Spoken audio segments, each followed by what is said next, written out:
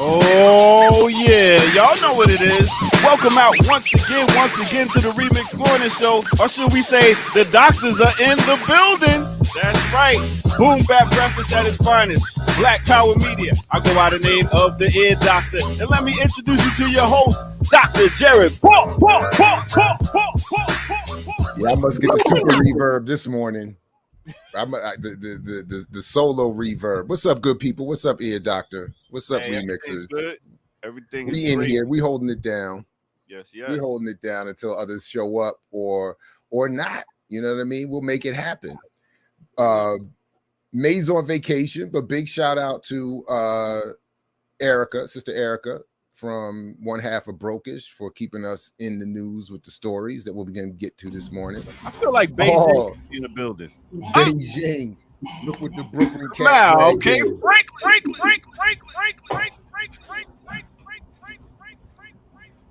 What? I can't hear you. Nah, you can't hear me. Oh, you. So he missed his reverb.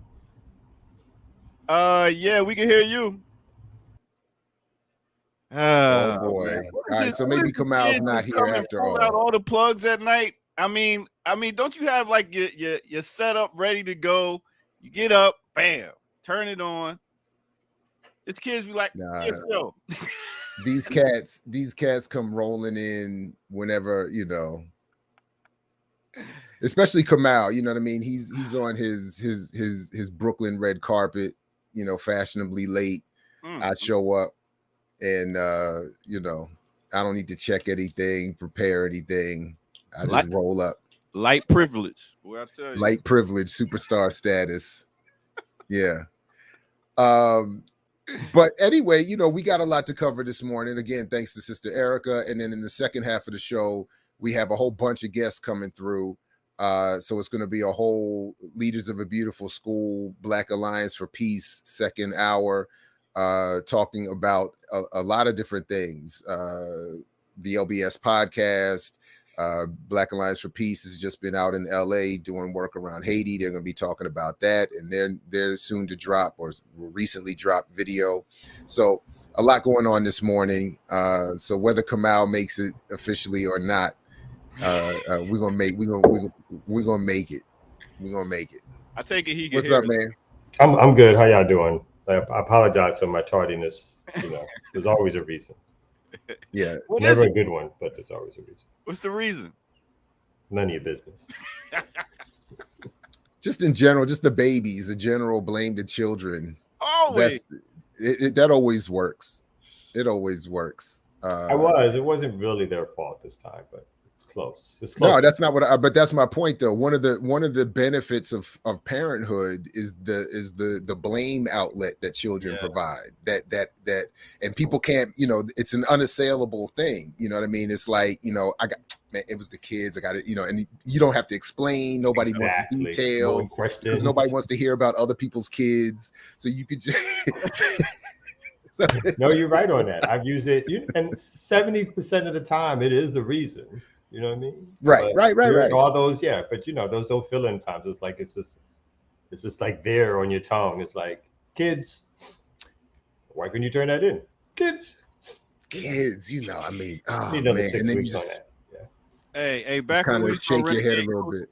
Back when we was doing Renegade Culture, I had no empathy for his kids or anything. There's always late, never on time, and that's why we said it's you know, nothing works. What did he say in Anchorman? You know, 60% of the time it works 90% of the time. You know? It's like it doesn't always work, but you know, there's always an ear doctor around hating on your child, your kids excuse. But you know, I get ear doctor is a soldier for time. You know what I mean? Like it's like bam, bam, bam. There's no question. It's the one thing that is pretty much universal, even though they say, you know, time is a construct and all that. It's something we can use pretty much. So, it's because you're a DJ drugs, and there's a rhythm. You said what? Drugs, are you like the best sort of on-time drug dealer? And like when I get my drugs like right when I wanted them, like stashed them. You were late to the drop. I don't know what you're talking about. No, I'm sorry. Herb isn't a drug. How would y'all do? Would y'all just like sprinkle it on the pizza? So like if you got stopped, nobody would just think it was like a sauce thing. Well, how would y'all do that? It's oregano. It's in the sauce, my brother. It's in the sauce. Extra oregano. Actually, I got like that once when I was a kid. Somebody sold me a bag of oregano. Whoa. You sure you wasn't? How far were you into the process before you found out that it was About 20 yards, but they were faster than me. You know, I walked up the block. It was like, hold up. I turned around and I think I caught like the last bit of the elbow as they were running. Like, I saw that elbow. I was like, nah, I'm not catching that. Damn. You know, look, I was not a good criminal. You know, I don't know how Ear Doctor did it, but I was not good. I knew I had to find another line of work. Everything I did failed, or I got caught. It was just a mess. I got caught once trying to steal the Slurpee out of 7-Eleven. And the guy was just like, you gonna pay for that? I was like, oh, my bad. My bad. But we used to go to this department store called Dunham's. And back in the day, we used to go in there, grab some clothes, go to the dressing room, put all the clothes on, and then put our clothes back on top. And again, this is the pre-mass surveillance era. Like we might be the last humans to live in the pre-mass surveillance, you know, world, like where you might get away with. I don't know how criminals get away with stuff today. There seems to be a camera looking at every single thing. Yeah. We just did petty stuff, like, you know, knock the corner store, you know, some distraction, grab and run. Right. You know, we're grabbing candies, you know, magazines, you know, that kind of thing. I think my best theft was from Dunkin' Donuts. We stole some donuts from Dunkin' Donuts. I know, it's crazy, right? What you do is you get one of your friends to go talk to the manager, act like they filling out an application on the other side, while your other friend grabs donuts and hands them to you, and you stuff them in your jacket. It was very adult. As an adult, my best theft though was whenever I got fired from a job. But then I was owed this shit. Yeah, I always got a laptop out of it. I was like, I'm taking this. Fuck y'all, dare y'all. Yeah, you staplers, I don't know, paper. Things I would just, you gotta fire people carefully. You can't, that's why you can't just be firing people. That's why they try to do it at the end of the day. They try, you know, to be like on the weekend. You can't, you fire Kamau on a Monday morning, you're gonna get got. Yeah. Your printer might be missing. Like, how the hell did you get that out? Like, whatever. Somebody, I forgot to address this, but somebody in some other show we were doing put in the comments that I was the dude with the stapler in the movie The Office Space, which I was a little bit offended by, except for the fact that I remembered that at the end when they tried to fire him, he was about to burn their place down. He burnt the place to the ground, and I was like, oh, so maybe I am that guy. I can see that. Word, I'm fired. Okay. All right. Okay. Oh, you don't need to escort me out. It's all right. I know my way. I'll be you all need right. to escort yourself out. You might need to get out. You know what I'm saying? You need, But anyway. I'm all anyway. I'm all for I mean, we used to, honestly, that was my version of reparations. I agree. Corporations, I never stole from people, particularly working people, but when the chips were down, grocery stores, department stores, I'm like, this is fair game right here. Hey, Pathmark, Woolworth, shoo. Am I going back? You going back with Pathmark? You going back? You showing it? But well, now Sears is considered old school. Now they went out of business, but like Sears for me was Sears, Hex, anyway, everybody's closing down now. So in New York, Abraham wipe that A&S. Remember A&S? I do vaguely remember. Actually, we used to go up to because I used to make routine trips up there. So I remember a couple things up that way. But anyway, so Big shout out to those who came through last night. I came back on and did a whole discussion about my E3 and below movie idea about the real Navy experience. So if you were there, appreciate you. If you didn't, if you weren't able to, please go check that out. It was a good time to get all that off my chest, and take advantage of this Top Gun zeitgeist moment. Alexander's Woolworths. I definitely know Leah said Woolworths. I definitely remember Woolworths. Yeah, I don't know about Alexander's. I remember Alexander's. Oh, okay. Y'all remember Dunham's though?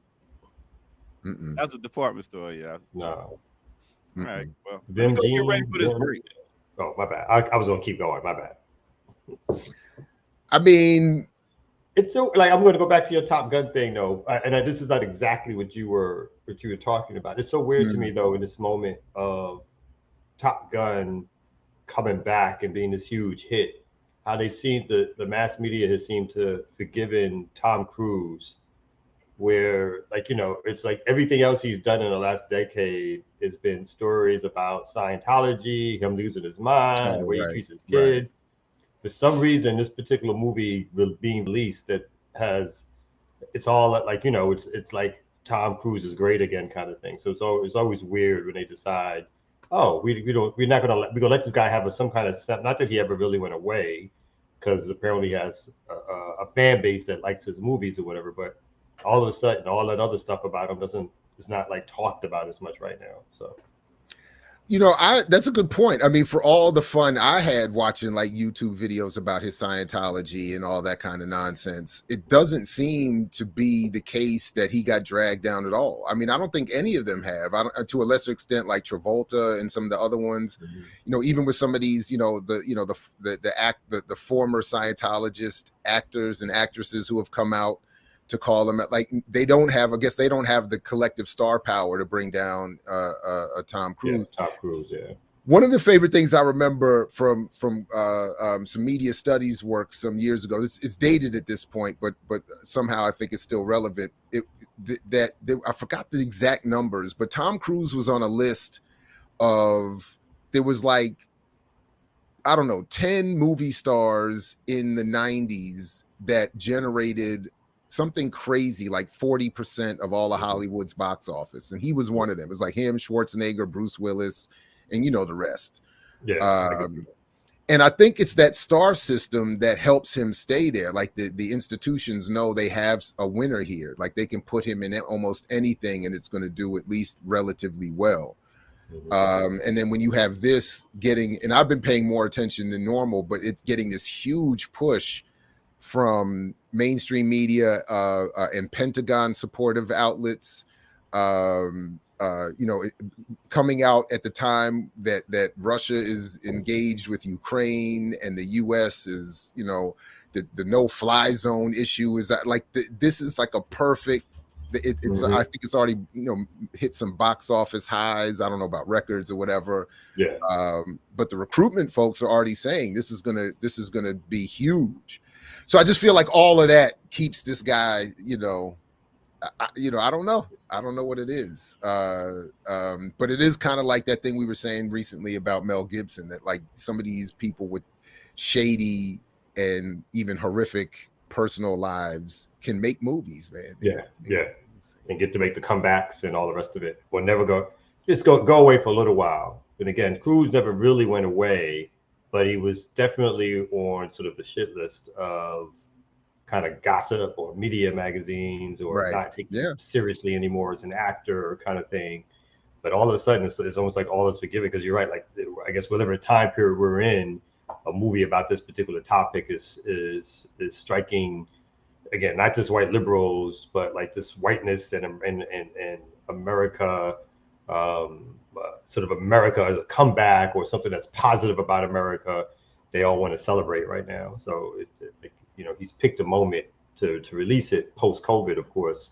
So my understanding, it was supposed to be released maybe even a couple of years ago, but they picked the perfect time for them to sort of enter a market and really go to a high point, I guess. No doubt. But speaking of the shady that produce great art, nothing outdoes New Jersey and our own ear doctor. Hey, y'all gonna make me do top 5 Tom Cruise movies, man. Talk about Interview with a Vampire, Vanilla Sky. I actually liked the first half of Vanilla Sky. The second half I didn't care about.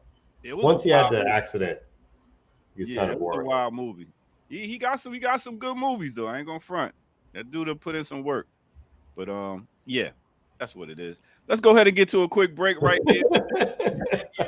Jared over there thinking about it. He's like, I'm thinking about it. I don't think those two movies would have made my. I'm trying to think. Does Tom Cruise have any movies that I actually like as movies like that? Interview with a Vampire. That shit was good. Word. I could never watch that for some reason. It just seemed terrible. What do I know? All right, well, let's go ahead and get to the break right here on Black Power Media, the Remix Morning Show.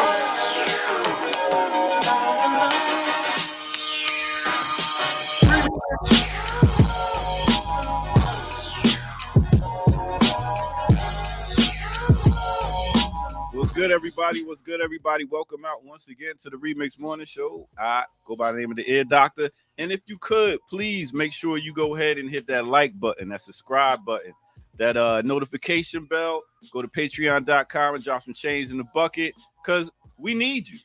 That's right. I'm rocking my Black Man Lab shirt right now. Something I do every Monday and Tuesdays where we get kids from 5-year-olds to grown-up men to 80-year-old or more. It doesn't matter. We sit down and talk. Yesterday, we talked about branding and marketing. The day before that, spirituality. So many different topics we got to work on as men. And it's like a rites of passage. You know, we get together and sit down in a sacred and safe space. So it's a beautiful thing we're working on, continuing to do it. With that said, I want to go ahead and take you back to something that happened on Black Power Media and take you back to an episode, in case you didn't see it, where we're talking about lyrical titans. We talk about people that can bring the bars. So I wanted to take you back to a time on Riot Starter TV when you had Ciroc, Brother J, and Wise Intelligent giving you a freestyle. Let's check it out. Let me go out Wise Starters, man. Quiet man. We don't got to get into the shit about a best rapper ever. I'm a spitter from an era where you couldn't compare a peach to a pear, apple to an orange, a rose to a thorn, an ignorant motherfucker to a god being born, a virtuous daughter to a hooker selling porn, a gangster off the corner to a Hollywood fraud, caught up in the mainstream trying to be hard. Rap's black magic, that proverbial thorn and a side of oppression when the lights turned on. It's all necessary from Pac to Sean John, from me to Black God to the lost Barbie doll, the one with all the issues on stage in the thong, carrying on like it ain't nothing wrong. It's all black music's records, songs, but this is for the record. I will give it to them all. Any pussy with a penis, any jitty with the balls, when a roof ripped off from the God you got to call. You can ball too far, you can buy out the ball, keep tricking with the bitches trying to burn down the mall. You can summon historical oracles, either try seeking no research to figure me out. I'm an anomaly, dead in the doubt, phenomenally running my mouth. This is my house, I call it a shrine. It's how I define this magic of mine. It's more than a rhyme, ahead of its time, a lyrical map, a spiritual guide. This black music is the black magic, as talisman is the high priest. I can resurrect the dead, insurrectionist, revolutionary. Hey. Listen. That's all we gonna give you for right now with some more verses there, but y'all need to go check that episode out and see what they talking about and hear some more of that freestyle because you got Ciroc and you got Brother J going to hit you with it like blah blah. So with that said, let's go ahead and get back to our host with the most on the Remix Morning Show. Let's get it.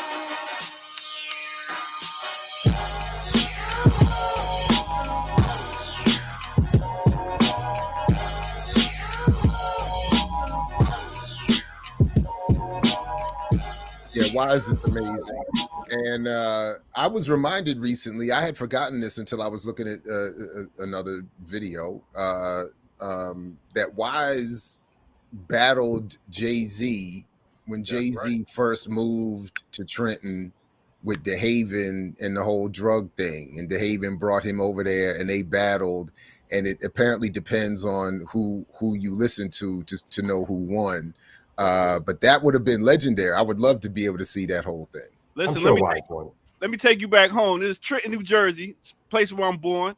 You had wise, intelligent, poor, righteous teachers who grew up in Divine Land. Divine Land is Donley Home projects. I mean, you don't go up in these projects unless you know somebody. So what happened is Jay-Z, everybody was saying, yo, this dude could rap. Jay-Z went to the projects in Divine Land and went and battled wise, intelligent. So I always give Jay his props for that, because you don't just run up in nobody's projects and go battle them.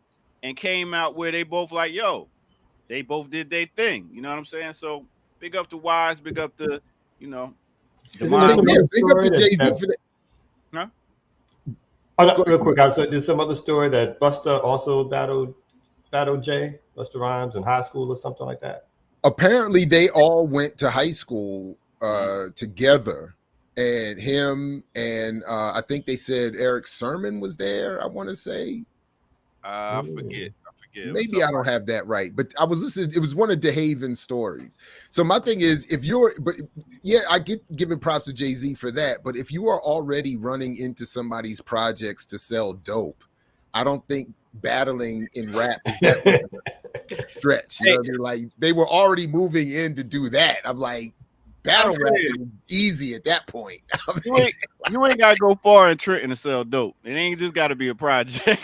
No, but I'm just saying, if that's why you're already there, battle rapping then at that point is easy. Like, you know, I mean, the hard part I would think is going in there to set up shop. The easy part would be battling the you know. Nah, bro. Now when it comes to battle rhyming, because you could get jumped. You could get beat down by the crew if you try to be too nice with it or too much swag with it. Yeah.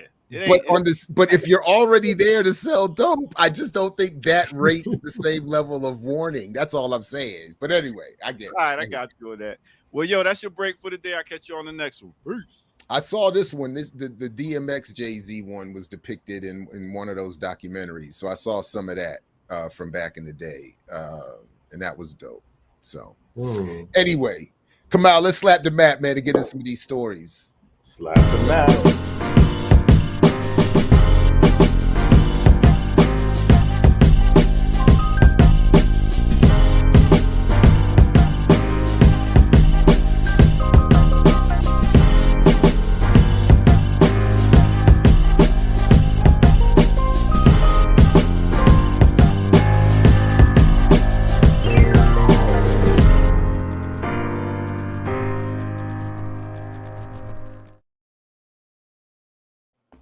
Yes, indeed. Remix Morning Show back again, getting into some news. Don't forget, in the next hour, it's jam-packed, guest-filled, jam-packed second hour.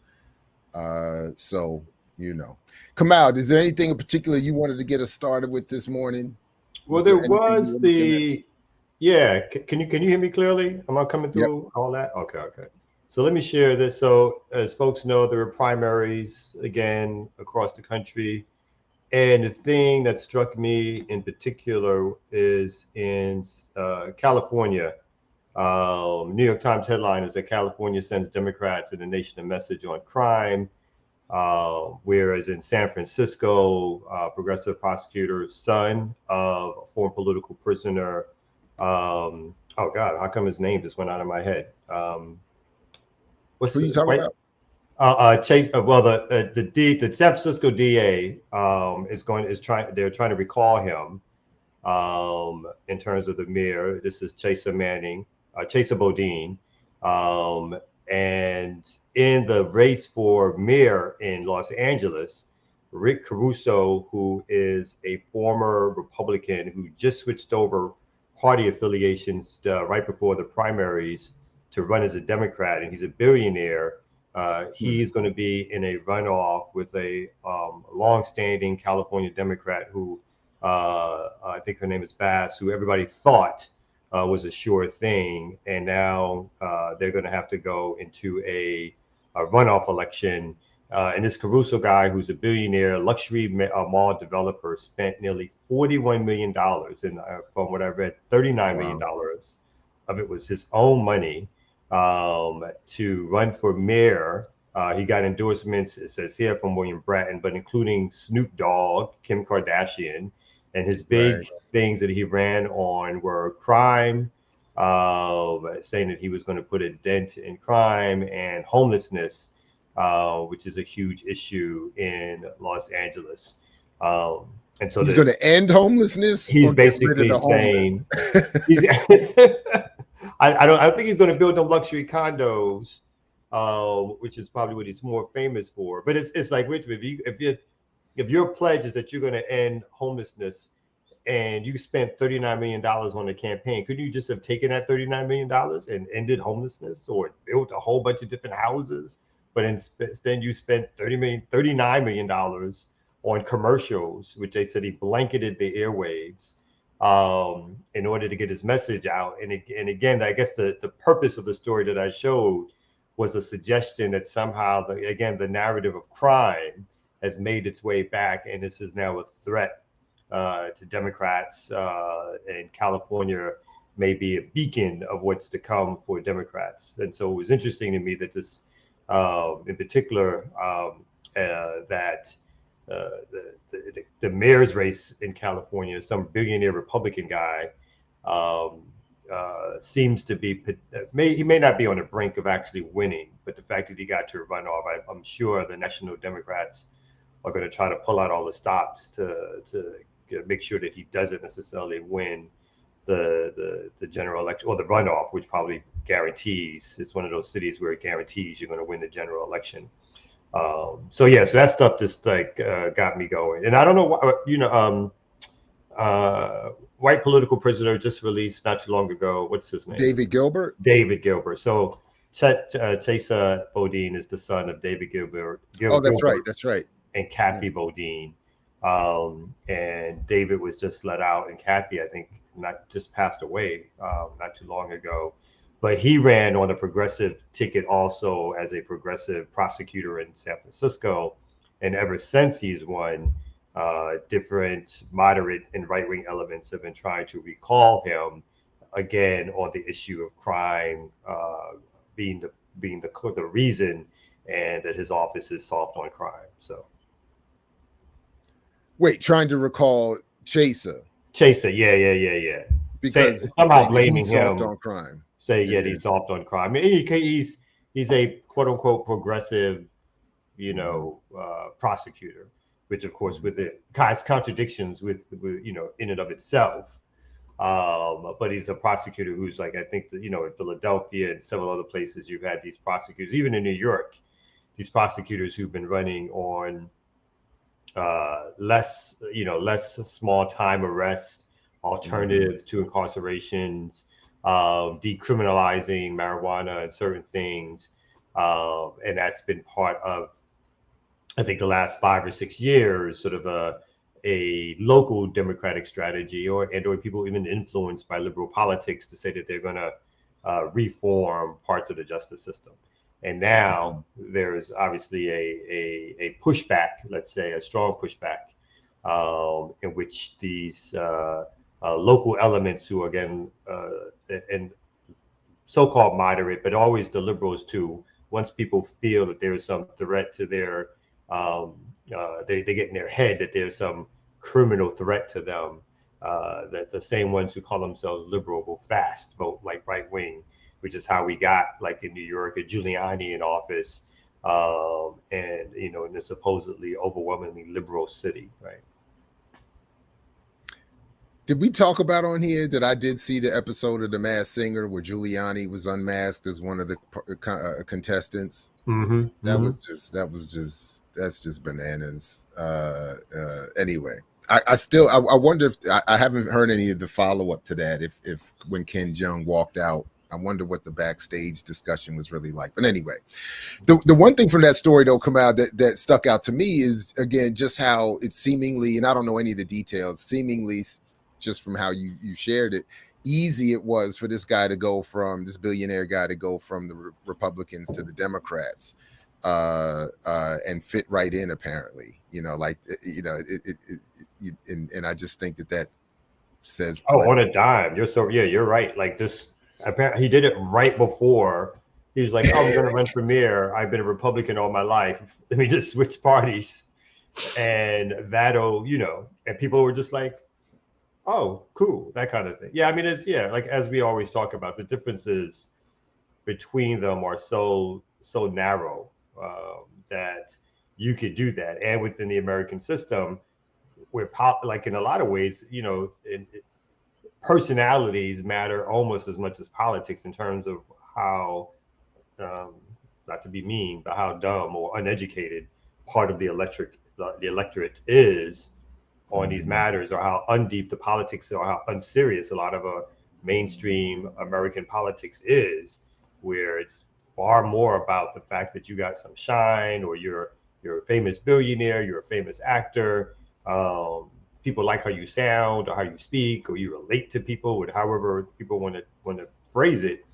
But that seems to be far more important than sort of what your deep dive politics are in a lot of ways.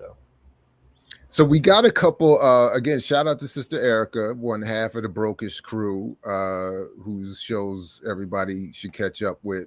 But we got a couple of what would you do scenarios. So I'll start with the one, since you brought up California. Let me start with this one here. What would you do? Would you, as did this woman here, good gracious with the ads, couldn't goobly goop everywhere. Look at all these ads. Black enterprise. Anyway, would you, as this California woman did, return $36,000 in cash that she found in the couch bought off of Craigslist? A Good Samaritan in California is making headlines after returning $35,000. Okay, the headline says, okay, what does that mean? Hidden in the case inside the couch she bought online. So why is it 35 there and 36 in the headline? Come on, maybe it's 35,600 and change, and they just upped it in the headline. Do better, journalists. No, I'm just playing. That's yeah, you're probably right. So she said maybe it's a gimmick. I said let me call them. Anyway, so that's it. The only way I'm returning. Yeah, I was going to say the only way I'm returning that money is if for some reason I had good cause to believe it was earned in thuggish ways that might follow me to my house after making the purchase, But other than that, if I didn't feel like that was imminent and putting my family in danger, nobody's getting a call. I think the only way I would do it is if they called and said, like, oh my God, yeah, this was our life saving, blah, blah, blah, that kind of thing. Apparently they didn't know. I didn't read the story, but it sounds as if they could not have known it was there, because otherwise they wouldn't have sold the damn couch. So it's probably not even their money. No, the woman said she thought it was a gimmick and called them. So, and of course they're going to go at that point. If you call me and tell me you found $36,000 in the couch I just sold, you'll go like, oh my God, is that where she put it? That's my natural reaction to that.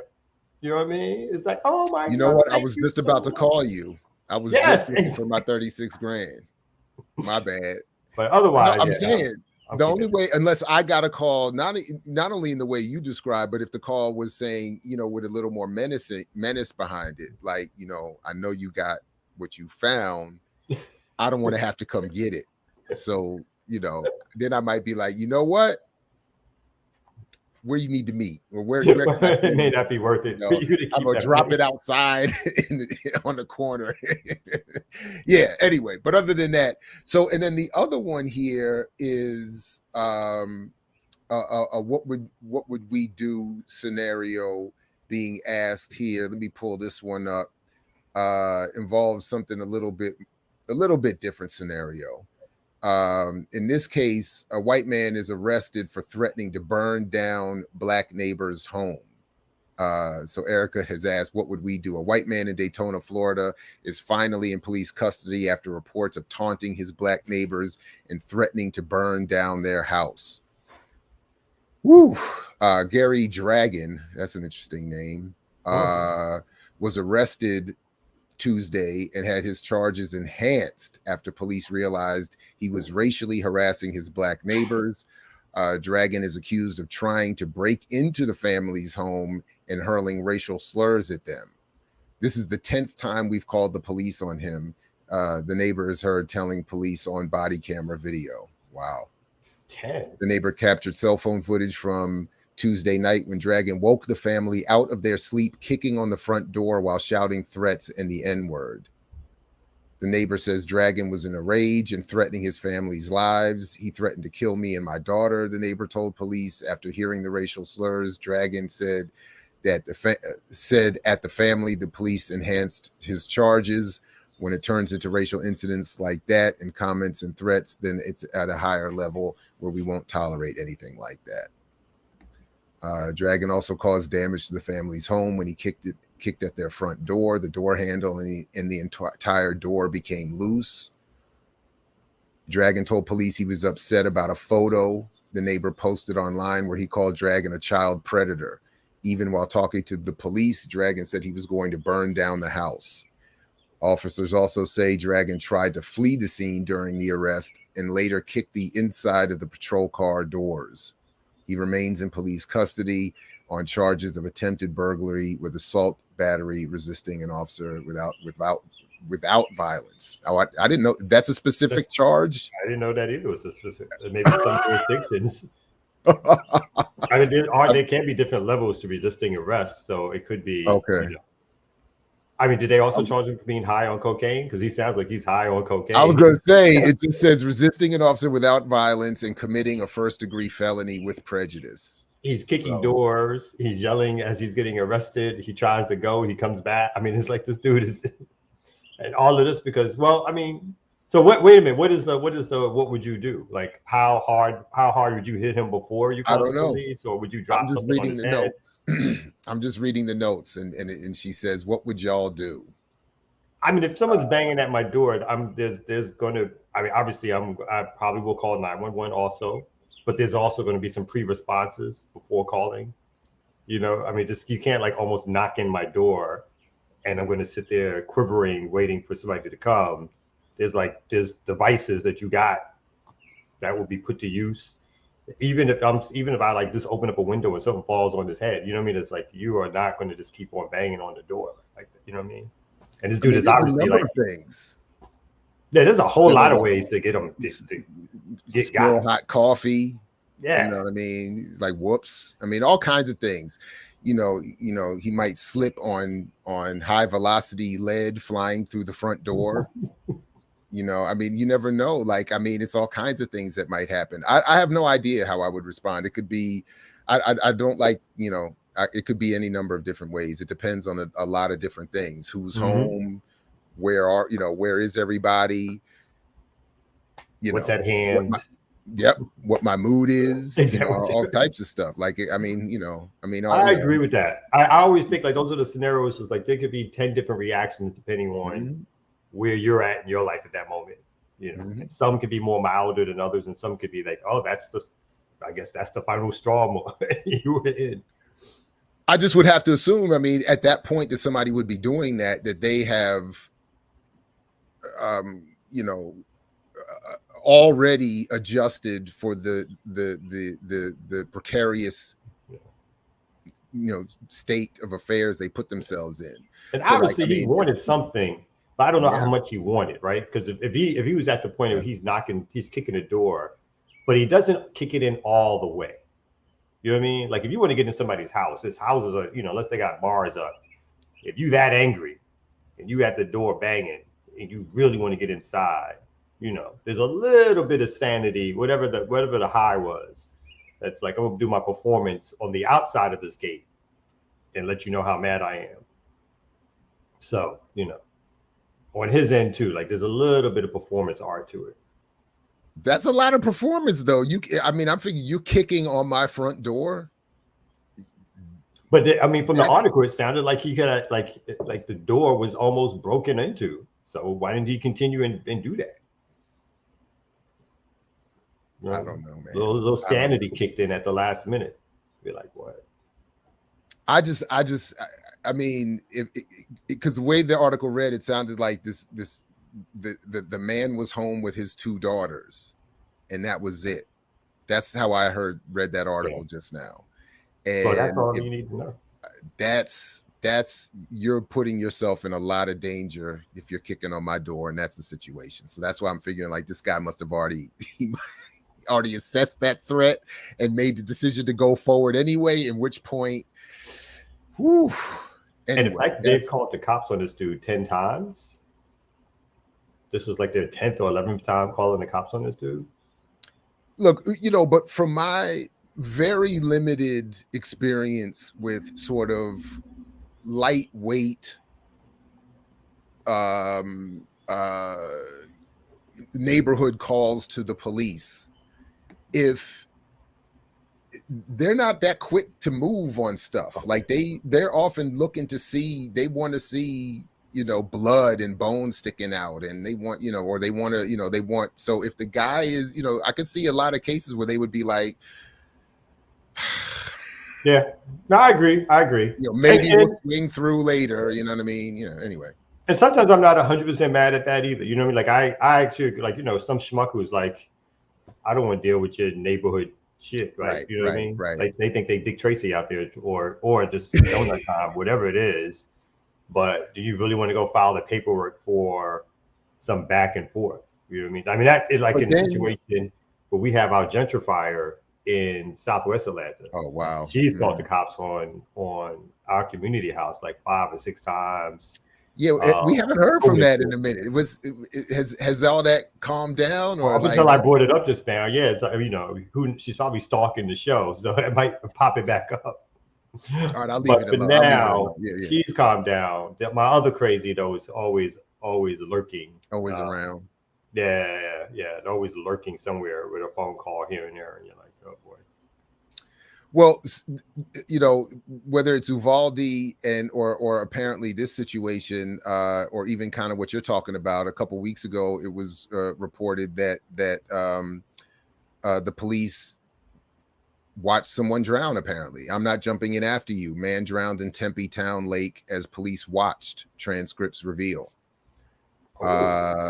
3 police officers have been placed on administrative leave after they reportedly watched as a man drowned in Tempe Town Lake, transcripts revealed. The incident began as a reported domestic violence situation at Tempe Beach Park between the man identified as Sean Bickings and his wife.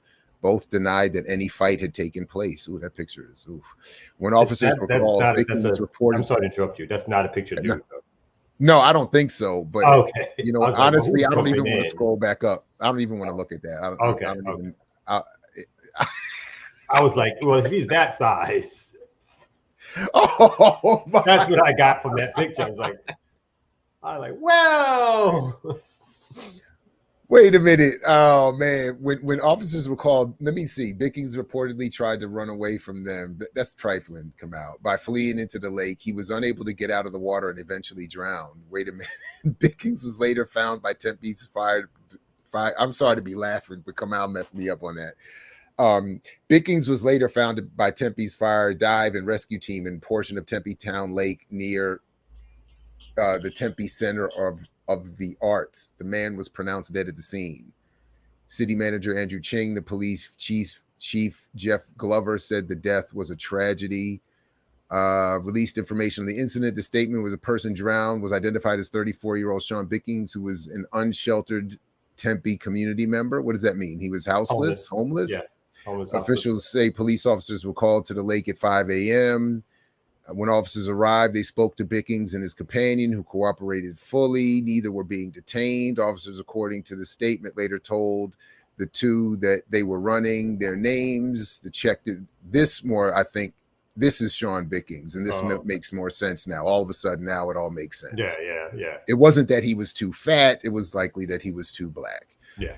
The check had not been completed when Bickings decided to slowly climb over a 4-foot metal fence and enter the water. Officers informed swimming was not allowed. He swam about 30-40 yards before repeatedly indicating he was in distress and soon went under and did not resurface. I'm drowning. Bickings noted as a victim in the transcript said, in a transcript of conversations released by Tempe police, an officer only identified as Officer 1 was noted as telling Bickings that he won't be going into the lake. Come back over the pylon, an officer said, noted as Officer 2. I can't. Okay, I'm not jumping in after you, said Officer 1 in the transcript. If you don't calm down, I'm going to put you in my car. Oh, in the transcript, an officer reportedly threatened to detain his wife, Mhm. telling her, if you don't calm down, I'm going to put you in my car. The rest of the document reveals how his wife continued to beg them for help while the officers continued to tell her to calm down. I'm distraught. I'm just distraught because he's drowning right in front of him and you won't help, she said. Police tell her that another officer is getting a boat. Getting a boat? Getting a boat. Wow. An officer noted that Bickings hadn't resurfaced from the water for 30 seconds. The man's body was pulled from the water at 11:30 a.m. Wow. The 3 Tempe police officers who responded to the call and witnessed the drowning have been placed on non-disciplinary paid administrative leave pending the investigations as is customary in critical incidents, read a portion of the statement. And here's the more of the entire transcript. That is bananas. They're useless. I mean, they're just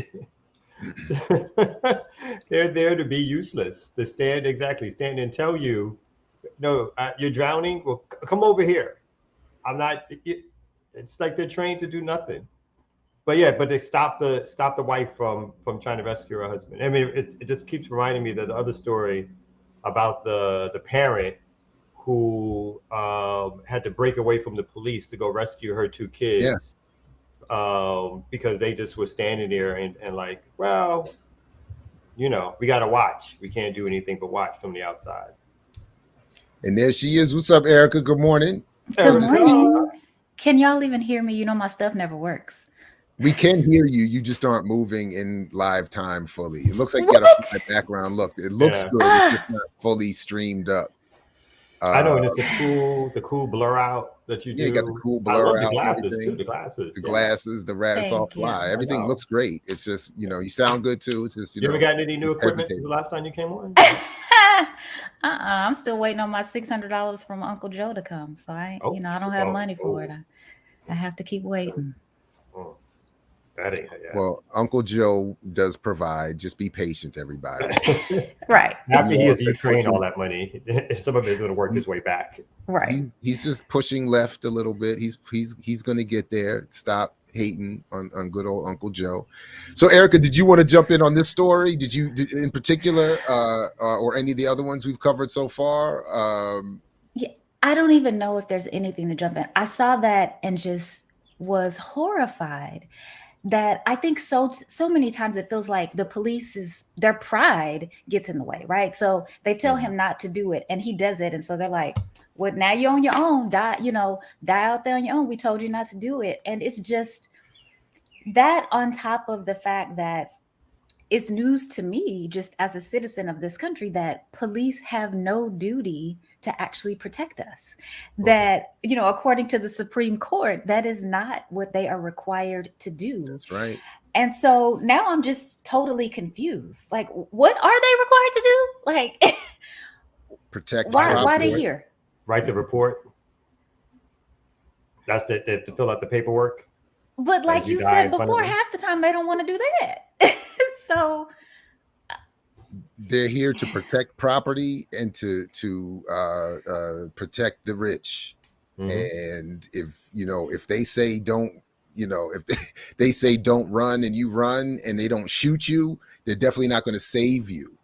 So, I think the cop probably thought, I did you a favor by not shooting you. I'm definitely not going to go in there and save you now. Like you're just asking way too much at this point, And I think the other thing that really makes it sad is I believe that he and his wife were suffering from houselessness. And I think that there were some other problems going on with them. And of course, if you don't have a home, then you are a faceless, nameless person to the police and many times just people in society. So why would they jump in? Yeah, you're just disposable at that point, right? And the story is great. It reads like the Uvalde story in the sense that you see, when it came to the wife, they were like, we'll put hands on you and put you in the back of the car. Yeah. But when it came to him, oh, no. We're not going in there to get him, but we'll happily grab you. So they grabbed one of the mothers from trying to go into the school, but we're not going to grab the shooter.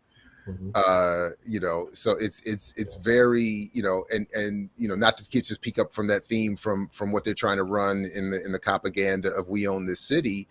But David Simon's whole thing is that theme in that series, which I think is prevalent beyond the series throughout the police, is you all rose up and protest against us, and now you want to turn around and have us save you and help you, and we're not interested in all that. So if there's no money to be made in ripping you off and selling your product in the streets or doing whatever, I'm not going to jump in there, whatever. Anyway, I missed that. Put that back up. What did it say? We shouldn't put it back up. We should. Yeah, we leave should. it on. Put it Wow. We should leave. I mean, it I'm on. sure it's. I have no 12 problem with different that. poses. I have 12 different. That's poses. right. 12 months of Kamau. The 12 months of Kamau. I think that's a great idea. I fully back that idea. That One you day- are the only one One in day it. you'll get what you asked for. I don't think I get a All vote, right. but I'm not voting for it. Oh! I'm not. You don't want to see my 12 different fireman poses? I got a lot of oil stored. And in it. I'm not above objectifying men, right? When we were in college, we did have a calendar where we had all the very nice looking young men in the calendar. So I'm all for that. What, no old man calendars? I don't understand. Why can't we have old man calendars? I'm all for the old man calendar. Where is the 50+ calendar? I would buy it. That is a great. People are screaming for the 50+ calendar. I would buy Who the would 50+ make calendar. everybody's 50+ calendar? Like who would make everybody's 50+ calendar? That's a very good question. Well, my husband's not 50, so he can't make it. So No. I can't put him on it. How But does that dude that everybody loves? What's his name? Idris, Exactly. You know, look, I didn't even got to say. look, is that who you was talking about?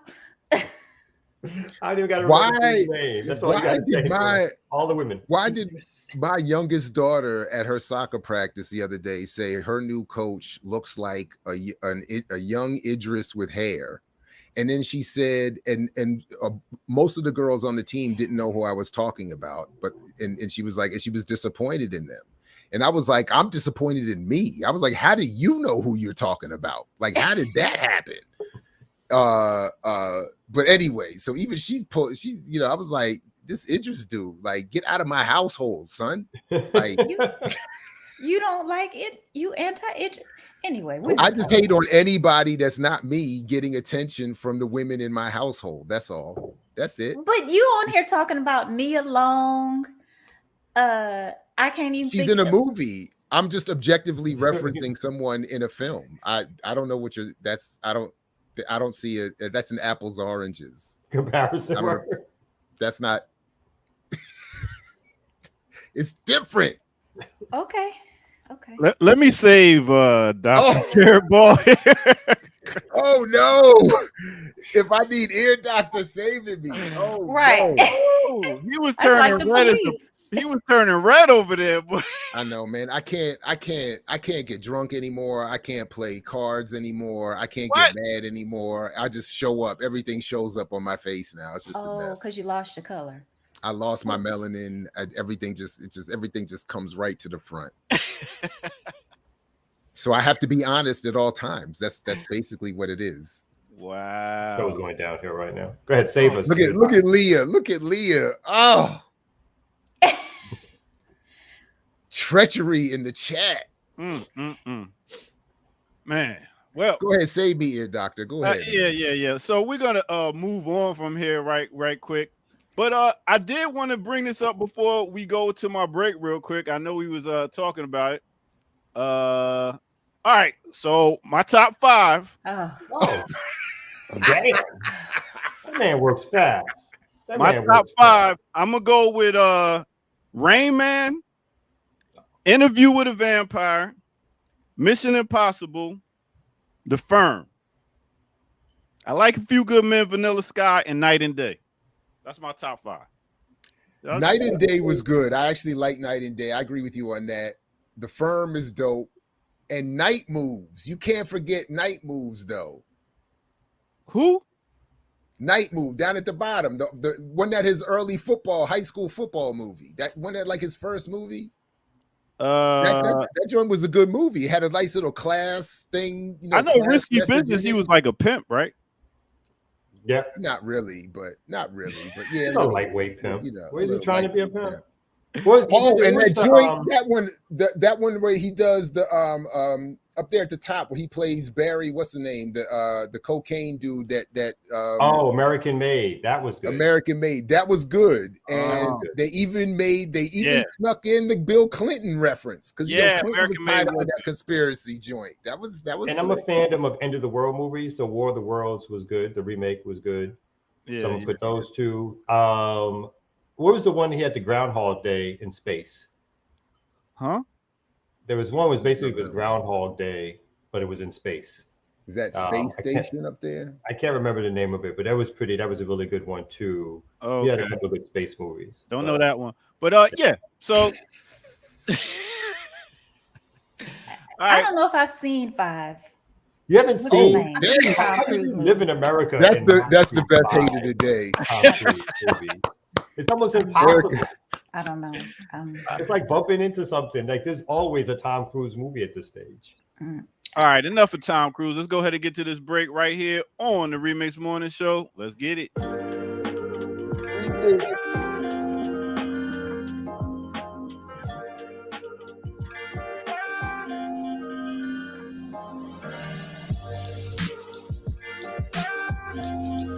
All right. What's good, everybody? I felt like, I didn't want to let my my degree from Brown go to waste. That's Morris Brown. So, I got a degree in African studies. So I was like, you know what? Let me go ahead and drop a little bit of history right here, right about now. So who do I want to talk about in history that actually did something? Let's talk about no other than Mansa Musa. That's right. Mansa Musa from the Mali Empire back in 1312, made his transition in 1337, taking Ubidak. So he is also known as for his wealth and gift giving, and sometimes it's called one of the wealthiest people in history. That's right. So he came up off of salt and gold mining. They took over the Ghana Empire with Mali and branched out. What he's known for is pretty much taking his Mecca, going to Mecca and taking his journey and giving everybody gold, helping everybody here, there, and also going to building up Timbuktu and having where he's teaching culture, he's teaching arts, he's teaching math, he's teaching astrology. So he pretty much brought a whole lot of culture and gave a lot of gold away. So and pretty much a lot of people hated on him, but a lot of people loved him because they was like, yo, dude's giving away gold. So Mansa Musa made me think about the whole pretty much how we rock gold and how we look at gold. And our Mansa Musa at the time was no other than my boy Mr. T.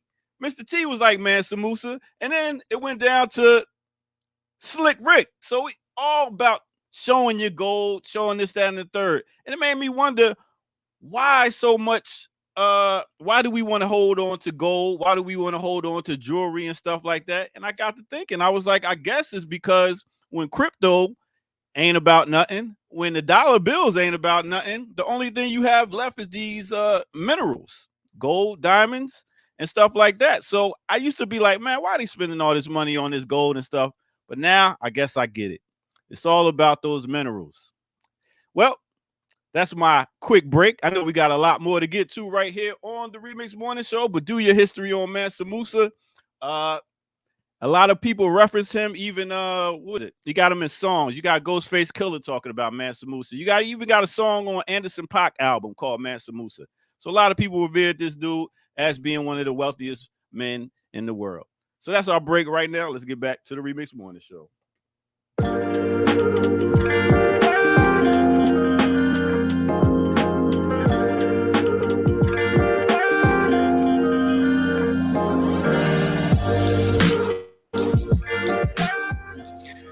So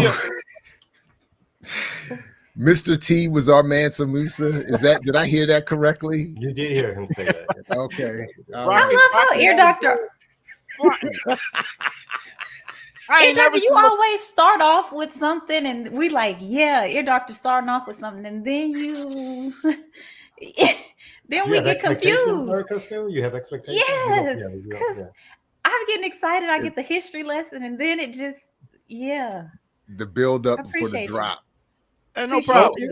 Appreciate gold it. is nothing but a social construct, right? I mean, Yeah. it's just like a heavy metal that's shiny, and humans have put value to it, but it is nothing but a heavy metal, right? Which is what I always thought was the point about how Musa had accumulated so much and why it meant more in other parts of the world than it did in his own economy, so to speak. And that's why he was able to give so much of it away, because at home it was like, we have so much. What is the big deal, everybody? And everybody else was like, no, we got to have it. Anyway, but but the Mr. T is our man, some Musa. That's the line of the day for me right there. That's As we talking about, just flaunting gold like how it was. That's what I mean. So, Flavor Flav. I got It was okay. I mean, but I would have to say, out of Run DMC and Slick Rick was two of the first to really rock the fat dookie chains like that. We used to call them dookie chains. Yeah, so that's what it is. That's your break for the day. Take y'all. I'll catch y'all next one. Peace. All right, we appreciate that. Back here at the Remix Morning Show, and we're going to keep it moving and get to the first half of some powerhouse guests we got coming up with our weekly visit from the good folks at Leaders of a Beautiful Struggle and in Search for Black Power. So let's get to that right here at the Remix Morning Show. Back in just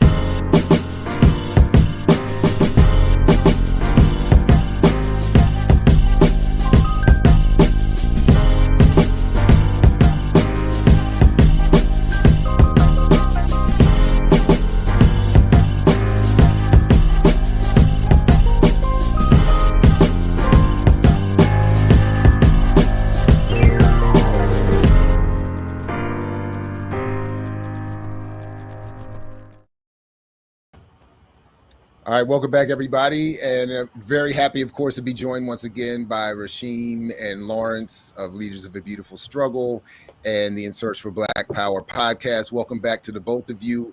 Although I don't really know what more you have to do, given that David Simon has recently rapped for us everything about Baltimore race, class, economics, the police. What more could there be to do? But anyway, we'll see what you all have to, what he left you to work with. Good morning anyway. How are you? Welcome to the program. Good morning. Good morning. Doing well. Good morning.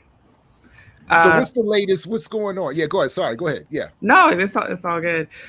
So the topic that will air later on today is not super Baltimore specific. It's part of a national conversation around critical race theory and it being in school. And I want to use critical race theory in school in air quotes because that's not actually what's so that's largely what the conversation is. And it's kind of having a conversation and just like presenting the information about what the discussion is. Now, one of the things I'm pretty sure we don't have to tell your audience is like the history of critical race theory or who are the leading scholars in CRT. I'm sure everybody is familiar with Derek Bell, Kimberly Crenshaw, and that sort of thing. But this 40-year-old theory just recently kind of like resurfaced as part of like the mainstream conversation with Nicole's with the 1619, right? Yeah. With the 1619 project. Now everyone is super familiar because all you have to do is watch a film and then you know everything there is about any philosophy, any theory, any legal, whatever. So it's definitely a super part of the mainstream conversation. And with that presentation in the documentary that she did, one of the things that is happening in more like conservative communities is that they are gravitating towards bits and pieces and parts of it to build an argument around why critical race theory is bad.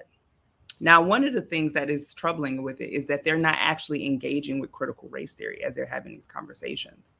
There's a bill that they're terming critical race theory bill, but it does not even mention, for example, critical race theory anywhere in the bill. But there's actual legal actions that have been taking place to limit teaching of race at all in school, teaching of history in school, ignoring not even just the concepts of race, but like history. So one of the earlier things that happened, there was a Supreme Court justice decision that happened. It was decided on June 28th of 2008. And basically it just limited that, that's one of the things that started. It limited the use of race in assignments in schools.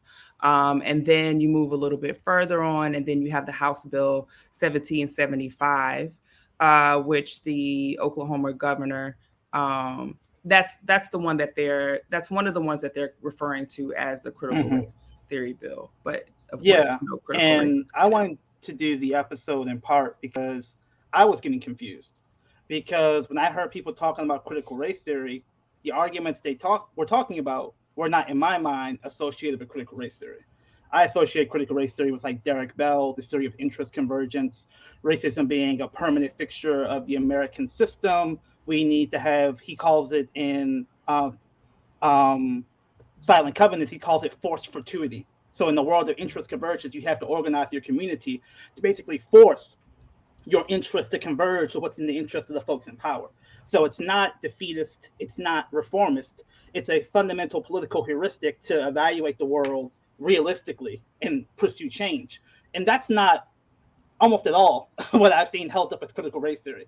What I've seen held up as critical race theory is critical whiteness studies, a lot of cultural studies, a lot of, what you could call liberal sort of cultural studies versions of intersectionality.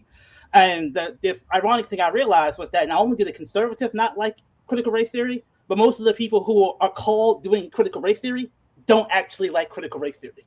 Like the actual tenets of what Derek Bell is saying is actually not what they want to hear. So we're having this big conversation that's actually ignoring the actual utility of Derek Bell's traditional version of critical race theory, his analysis of the limitations of the civil rights movement, his analysis of the limitations of integration. And I wanted to talk about that, but also talk about like direct pragmatic ways that we've applied Derek Bell's work in critical race theory to the activism work that we've done here in Baltimore. Can I ask y'all a question, please? So I am out here in Texas, and more recently, I'm sure with a lot of other people, have been trying to get more involved in the school districts and, going to the school board meetings and hearing things that are happening. And so as I'm listening to that, of course, at the school board meetings, it's all about CRT. And there is never an opportunity to ask people to define what it is. I don't think most people can do that, right? But it feels very much like, and I've also heard and read, so tell me if y'all think this is true, that conservatives are using CRT now in the same way that evangelicals took abortion to advance a certain agenda, right? And so now we have this undefinable CRT term that we've made into a boogeyman that essentially, when we're talking about K-12 education at the school board meetings, we're really just talking about history. And so how that we're sort of putting everything under this umbrella and then using it to do things like subvert the public education system and other things like that. So is that conspiracy theory as far as you are concerned, or are these tools being used in ways that we've seen before? And is that real? No, sis, I feel like that's exactly what is happening. And I want to say, I'm glad that you are showing up in Texas at school board meetings, because Texas, I don't know if a lot of people know this, but K through 12 education in Texas, Texas is the epicenter. Other states look to what they're going to do in this country based on what Texas does. Texas set the standards for the textbooks for the rest of the world, for the rest of the country. They set the standard for the testing for the rest of the country. So it's very important to pay attention to what happens in Texas in terms of the school board system. So in Texas, it was Governor Greg Abbott that signed into law mid-June 2021, and that restricts how current events and American history is taught. It's been commonly referred to as the critical race theory bill. Again, doesn't mention critical race theory, but what ends up happening is they restrict books, they restrict African American culture, African American history. We can't talk about we can't use certain books or certain tools in school, whether that is literature, whether that is history. It's not even really engaging with the the theoretical concepts or the primary tenets of critical race theory. It is a way of erasure of Black culture and Black history. It's just uttering the words. Exactly. Uttering Black. If you say Black or you say race or you identify a role that race played in history, they consider that critical race theory. You don't want to have a conversation about it. The term anything that's critical of the white race at all is critical race theory, right? Yeah, exactly. And again, they're responding to what they see on Twitter, and what they see on Twitter isn't, in my opinion, like canonical critical race theory. It's essentially like cultural studies, whiteness studies, and intersectionality. But none of those terms sound scary to old white folks. But critical race theory sounds scary. And remember, that was a whole kerfuffle over critical race theory in the 90s when Derek Bell first dropped Faith at the Bottom of the Well. And a lot of these conservative think tanks are full of old people that remember that. So they're like, we'll just bring that back. Like, this is not the first critical race theory panic that we've had. Right? So, but again, it's really interesting because like Nicole Hannah-Jones is held up as critical race theory. But if you actually read the 1619 Project, she has a whole entire conclusion to her argument, which is, I am an American. Black people are Americans. This is our country. We will redeem it through our virtue and through demanding that this country recognize our suffering. That's what she writes. That's the exact opposite of what Derek Bell says is critical race theory. It's that we can't only politic our suffering. That is not what caused emancipation. That's not what caused Brown v. Board. It was interest convergence between the political interests of powerful white forces that Black people forced these interests to intersect with their interests, but it wasn't just their pure morality. So again, it's frustrating to me because like Nicole Hannah-Jones is the epitome of CRT now, but her actual argument is the polar opposite of Derek Bell's argument. So that's would you say that? Would you say that about any of the other, at least early adherents to CRT? Like, you know, because I admit I have not read enough of her work over the years, particularly recently, but a lot of the ways I see, for instance, Kimberly Crenshaw come up in popular conversation or referenced in popular spaces, it doesn't seem to be in line. It seems more in line with Nicole Hannah-Jones than with Derek Bell. And I think that, you know, I think 2016 is the critical moment when things shifted, when Hillary Clinton basically used Kimberly Crenshaw and intersectionality as like the theory behind her campaign, essentially. She had a big TED talk Kimberly Crenshaw had in 2016, and that helped really bring this stuff into the more mainstream academy. But the version of it that comes into the academy, like you said, is the Kimberly Crenshaw version. And we actually talk about this through the lens of White Money, Black Power, Naomi Rooks' book, where the versions of critical race theories that are linking Derek Bell's on-the-ground activism in the South to a more grassroots version of critical race theory, applied version of critical race theory, those were not selected to be promoted in the academy. And as we know through Naomi Rooks' book, the versions of Black studies were more English studies, more cultural studies, more postmodern. And those are the versions of Black studies that got more incubated and supported with foundation money in the academy. And I think a similar thing has happened with critical race theory, where the version of critical race theory that are like really important for like the on-the-ground work we do here in Baltimore are not selected for in the academy. But people like Crenshaw are, and you know what she has now is very much more intersectional cultural studies, and that's also being called critical race theory.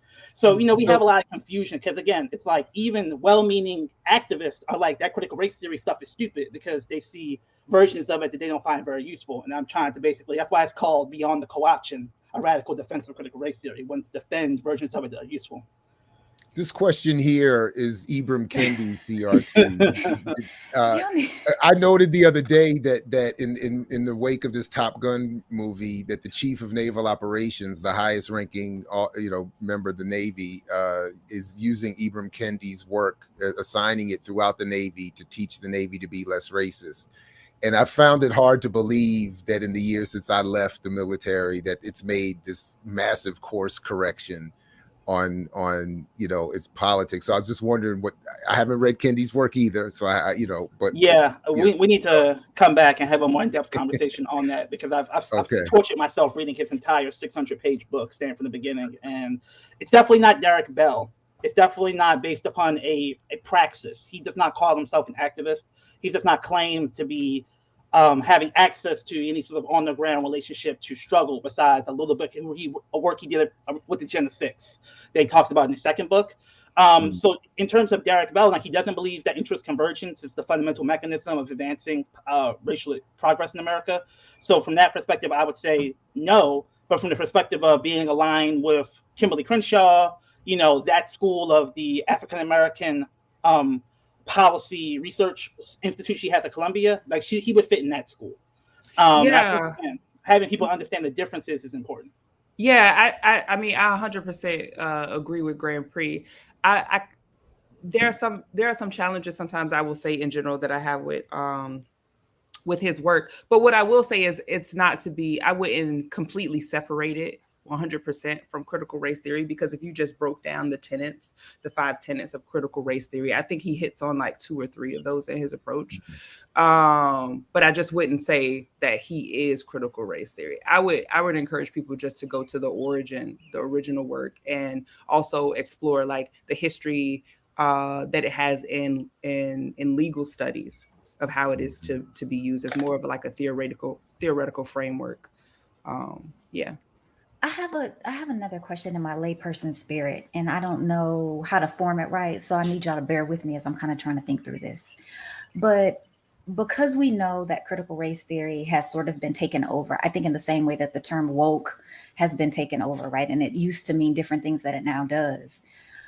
Just for regular folks who are not in academia, folks who are not at think tanks, just around the kitchen table, ultimately, does it matter what it is or how different it is from something like intersectionality? Like, how do we, as general, and I think that's a part of the allure of it, because it's so hard to define. Yeah. And because so many people misuse it, do the definitions at this point matter for, regular folks as just a regular thing? I'm trying to understand. Yeah.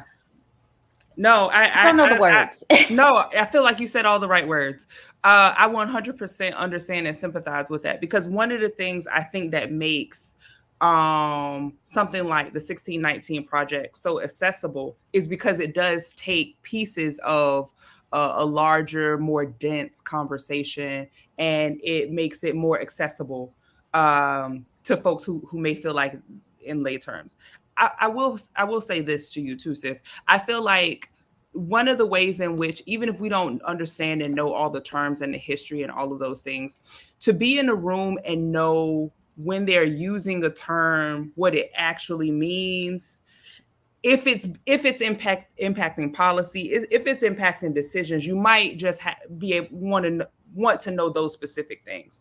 I don't think that everyone should be walking around, it's a whole bunch of armchair scholars that aren't actually applying things. So there are some theoretical frameworks and concepts that I feel like I've talked about with people in think tanks and academic circles that I have not seen them apply. But I have seen my grandmother, who does not know the definition of these terms, actually actively apply. Right. So I think that it could be useful in just understanding when people are saying a thing, what they're actually saying, and how this is impacting our lives, so that we don't wake up and just one day, how now we don't even have a Black History Month. I mean, that was just a little bit. How we don't have that now? How did we get rid of all of these books by James Baldwin in the school? How did that happen? Just to be able to have some idea of like what is the generality of the conversation. And I think that's one of the things that makes spaces like this so useful, is to be able to have those conversations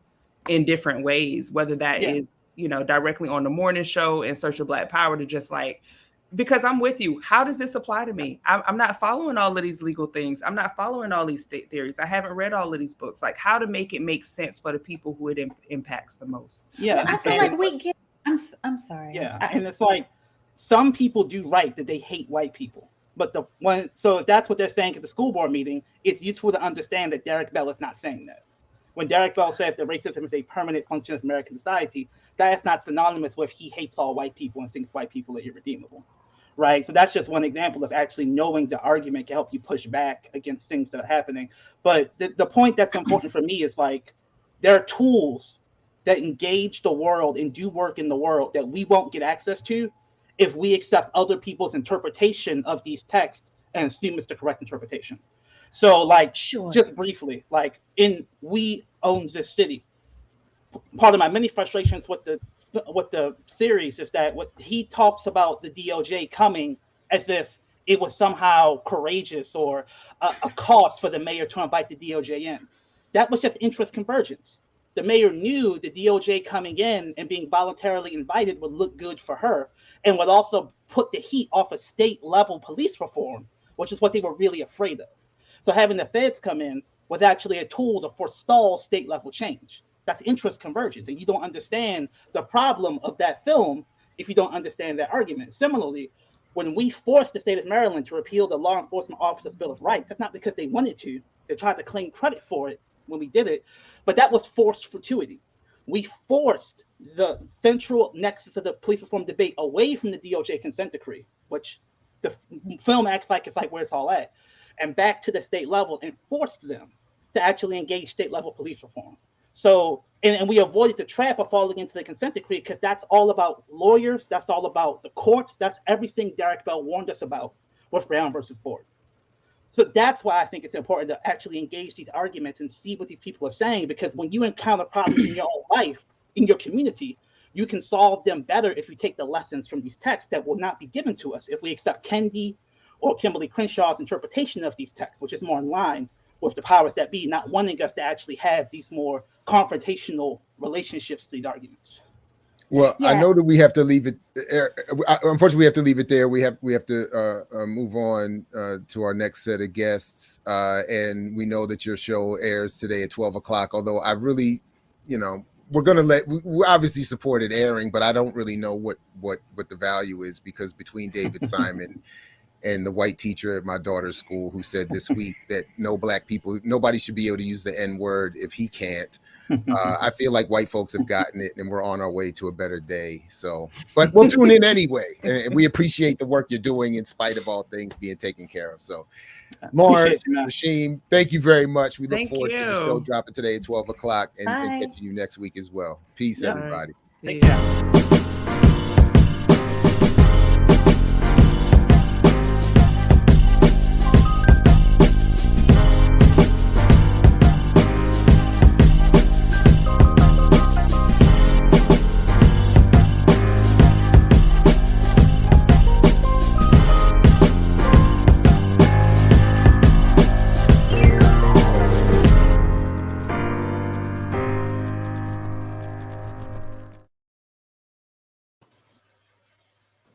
All right. Yes, indeed. Everybody, we're going to keep it moving here at the Remix Morning Show. Big shout out again to Rasheem and Lawrence and the great work that they're doing. Look forward to seeing their show again today. But Ear Doctor, what's going on? We got you coming up. You back in school too? We back in school real quick. I want to talk about a class clown and get y'all up and get a little bit of exercise in.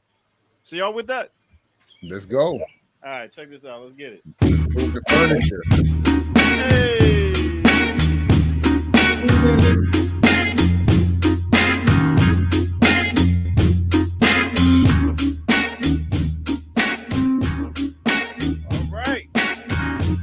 All right, so wanted to get a little exercise in with y'all real quick. Hope y'all ready for it.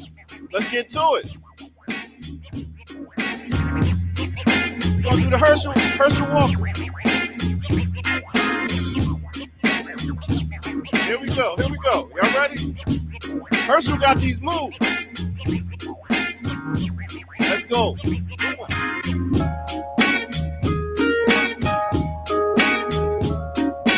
Let's get to it,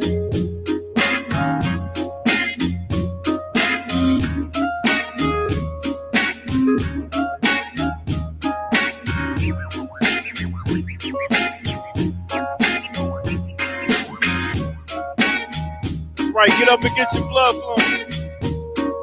CTE.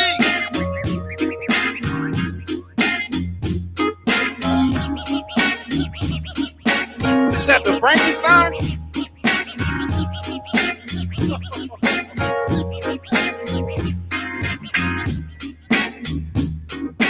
Oh my goodness. I can't, man. We talking about class clowns. We got to give it up to Herschel Walker right there. Thank you for doing you, Herschel.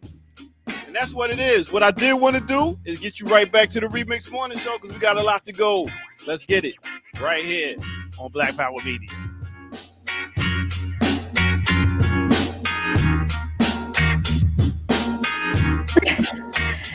Did you holler CTE? That's all I need to know. Did you holler CTE? Did I?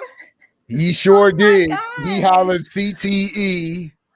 Why did I keep waiting for Terry Crews to jump out and start doing the dance too? I feel like they would hang out.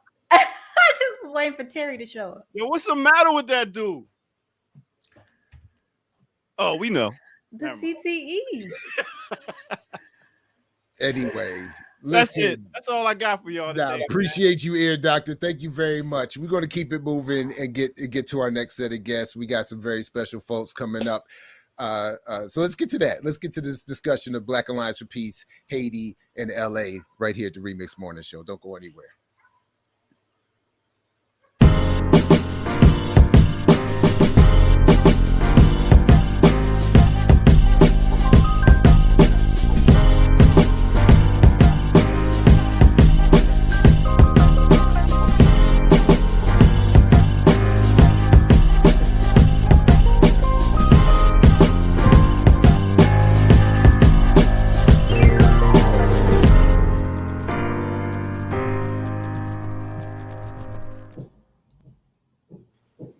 All right, welcome back to the Remix Morning Show, Black Power Media.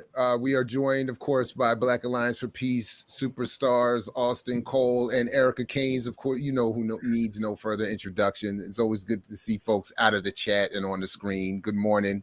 Welcome to you both. Thanks for joining us. Yeah, good morning. Good morning.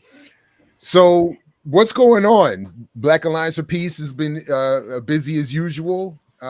Recently out in LA apparently, and also doing work around Haiti. So what's the latest? What's the news? Yeah, I can start it off. Last year, as you know, because we've been on your show doing protests around Haiti, the Black Alliance for Peace has an Africa team, and the Haiti and the Americas team sort of grew as a subset of that. So in the last year, we've been pretty busy. So much so that we are now our own team. We are liberated. But it's the Haiti and the Americas team, which Jemima, Pierre, and myself are co-coordinators of. And we emphasize Haiti because we see it as the key to liberation and transformation of the Americas in the region.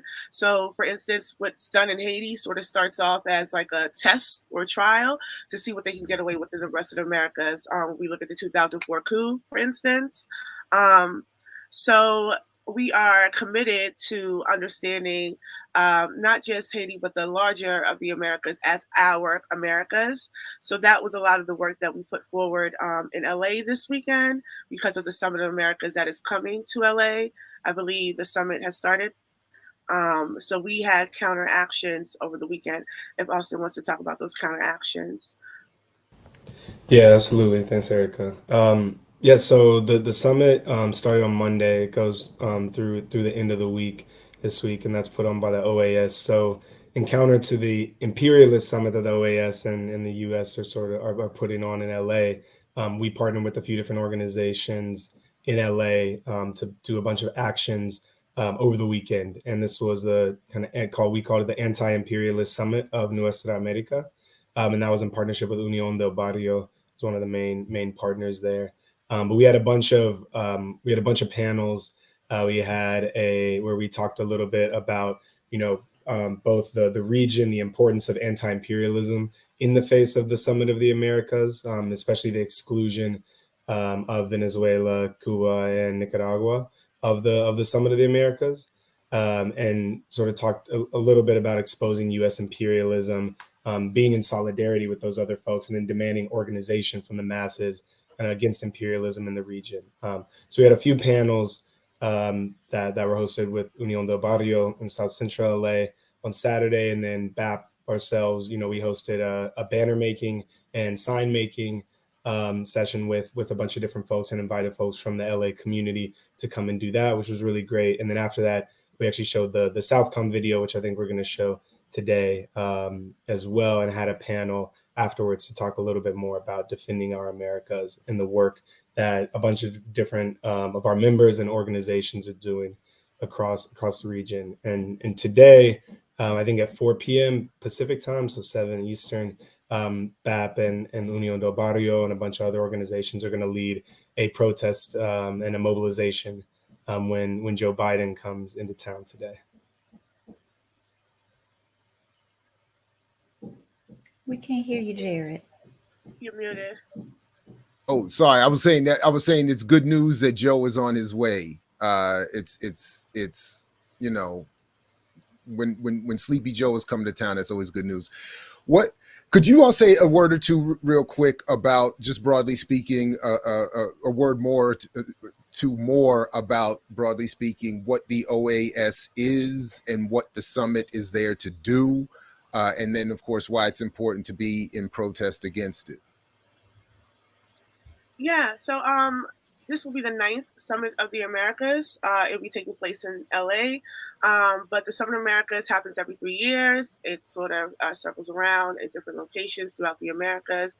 It's been happening since the 90s. I think Clinton started initiated the first one, but this year is a little special, a little different, because they have banned Cuba, Nicaragua, and Venezuela from attending. Under the guise of, you know, they're not democratic nations. So they have, yeah. So because they banned them, we've seen other nations like Mexico is not going, Guatemala, I believe, El Salvador is not going, Bolivia is not going. I wish more CARICOM nations would get a backbone, but here we are. So the what the team has done, why we were able to separate, because of the amount of work that we've been doing, but a lot of it has been us able to bring terms like OAS and core group to the forefront, where people were not speaking about these soft power entities, and we're hoping to do that with Southcom as well. But these organizations, they facilitate coups, they facilitate anti-democratic policies. They are, they repress the left of most of these countries. And a lot of, I don't know, Austin, if you wanted to talk about it too. Yeah, I can talk a little bit more specifically about the OAS. So the OAS was founded just after World War II, I believe. And it's, ostensibly it's the association of all the different countries in the Western Hemisphere, right? So in theory, the idea is that it's supposed to encourage cooperation, security in the region. In practice, though, what the OAS ends up doing is just being a puppet and an extension of U.S. hegemony, right? An extension of the U.S. power in the region. I mean, the U.S. provides about 60% of the funding for the OAS, and so you can kind of clearly see the OAS is going to do whatever the U.S. kind of wants it to do, and so serves as a tool of imperialism there in the region. Like Erica was mentioning, the OAS has done a lot of different, has supported a lot of different imperialist actions in the region. I mean, recently, obviously, all of the intervention in Haiti towards the end of last year, right, or even earlier last year, with kind of supporting Moise, and then even prior to then in 2004, supporting the kind of U.S. invasion, U.S. and UN invasion occupation of Haiti, and creation of the core group, which is effectively an unelected group of foreign governments that pretty much oversee Haitian politics and economics, right, and control the country with no say from the Haitian people. The OAS supported the coup in Bolivia in 2019 as well. They continue to kind of support all of these different imperialist actions. So, the reason that we were protesting against it is because, the idea of a summit of the Americas in theory makes sense to come together to understand the security issues in the region, to understand how different nations cooperate. But that has never been the true intention. Ever since the beginning, the true intention, even back in the 90s, or especially then, was to push free trade in the region, right? And Clinton was kind of attempting to do that. And so every year they the OAS and the U.S. kind of bring in that perspective that they're trying to push and try to extend U.S. imperialism through this. And so we were protesting against that and calling for organized movement and a true people's representation in the Americas. Yeah. And then also BAP understands like the motivations and the interest to expand U.S. hegemony is really what's behind this, right? So when they're using the OAS and they're using tools like Core Group and Southcom to ensure the interests of, capitalist oligarchy.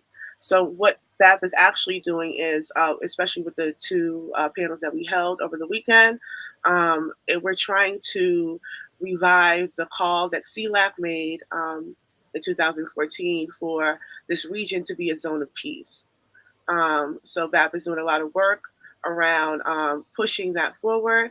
And domestically, we can understand zone of peace as like liberated zones. But it's been established in that sense so that people, sovereign nations can be sovereign and not continue to be seen as, I guess Biden is calling it its front yard now, America's front yard, which is just an extension or the continuation of the racist Monroe Doctrine as we understand it. Right on. So just want to recognize and welcome Kalanji to the screen. We switched out our K's this morning. Kamal had to handle family business. Much love to him and them. And we brought in another K. So Kalanji's joining us. Good morning to you, brother. Hey, welcome. Good morning. Yes. I heard BAP was on here and they needed some true African energy, so I just had to slide through. Wow. Heard y'all talking about Tom Cruise and all kinds of other shit. I'm like, what's going on? So I'm back. What up, Ricky, Ryan, Austin? How y'all feeling? Peace. So, Erica and Austin, we do have the Southcom video that you have. We have that queued up. If you all want us, we can run that now. And then is that the plan? Then you can come back and talk more about it and discuss it. Yeah. All right. So let's check this out.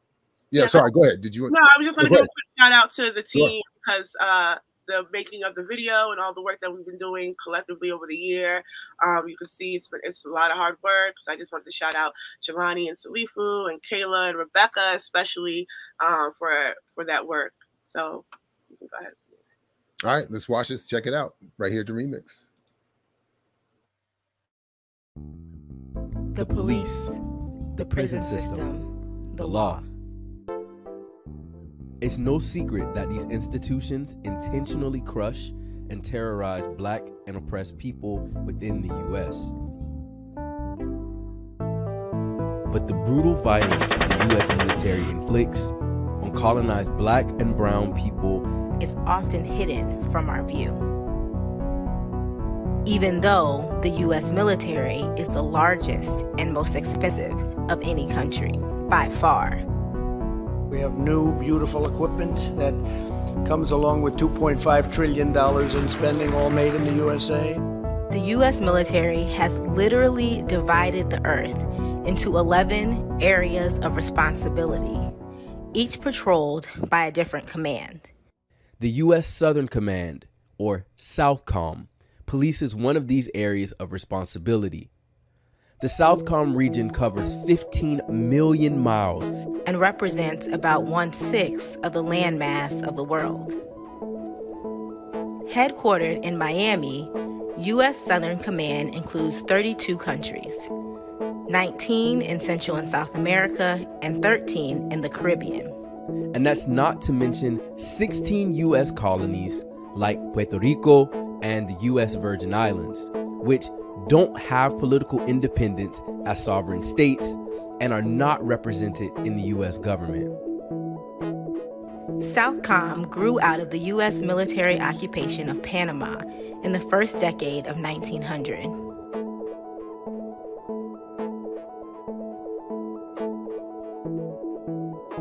This was when the U.S. government built the Panama Canal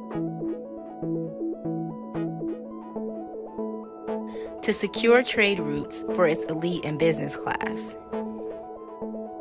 It was established during World War II, originally under the name Caribbean Defense Command, and formalized the government's control over the Caribbean, which had begun decades prior during the Panama invasion. Now, Southcom has at least 4 bases in the region, including Guantanamo Bay and Cuba. The U.S. military uses its bases in Honduras and El Salvador as access points to reach other strategic locations, such as Nicaragua, Venezuela and Colombia, and Guatemala. Joint exercises and military-to-military contact programs between the United States and regional militaries are a major aspect of Southcom's activities. While Southcom says these military operations promote security cooperation, We built that team, we built that camaraderie. build regional partnerships, and strengthen democratic principles.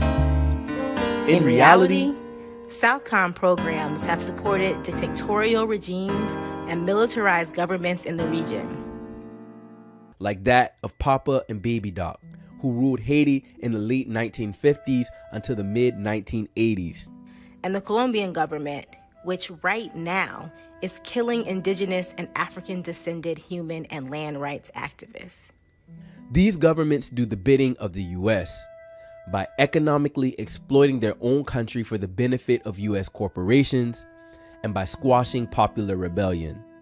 As natural disasters and political crises, including the U.S.-led war on drugs, escalated in the 1990s, Southcom activity increased. Good evening. This is the first time since taking the oath of office that I felt an issue was so important, so threatening, that it warranted talking directly with you, the American people. All of us agree that the gravest domestic threat facing our nation today is drugs. Tonight, I'm announcing a strategy that reflects the coordinated, cooperative commitment of all our federal agencies. Every year, Southcom uses humanitarian assistance exercises and disaster response efforts as military training platforms.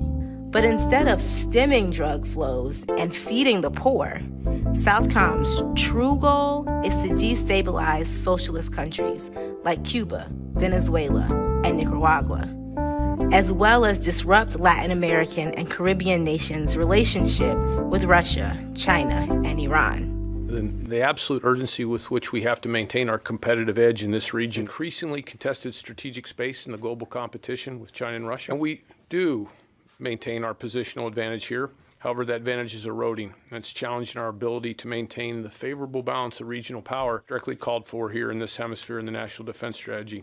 The Black Alliance for Peace stands against the growing influence and power of Southcom and its ever-increasing militarization of the region.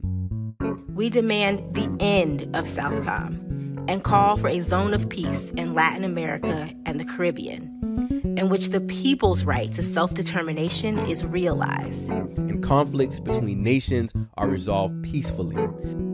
No compromise, no retreat.